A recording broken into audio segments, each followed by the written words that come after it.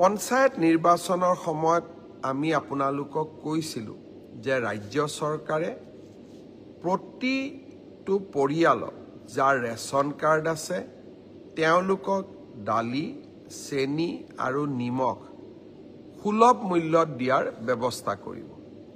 যোৱা কেবিনেটত আমি সিদ্ধান্ত ল'লোঁ যে ৰাইজক আমি দালি 69 টকাত দিম, প্ৰতি কেজি 1 কেজিকৈ দালি পাব, নিমখ 1 কেজি পাব 10 টকাত আৰু চেনি 1 কেজি পাব 38 টকাত। এই আঁচনিখন কেবিনেটে অনুমোদন দিছে। নাফেডৰ লগত সহযোগিতা কৰি এই আঁচনিখন আমি ৰূপায়ণ কৰিম।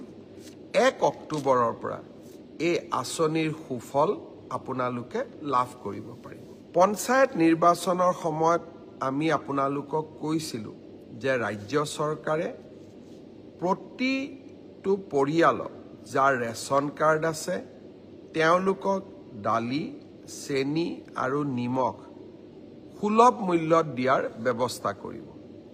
যোৱা কেবিনেটত আমি সিদ্ধান্ত ল'লোঁ যে ৰাইজক আমি দালি 69 টকাত দিম, প্ৰতি কেজি 1 কেজিকৈ দালি পাব, নিমখ 1 কেজি পাব 10 টকাত আৰু চেনি 1 কেজি পাব 38 টকাত।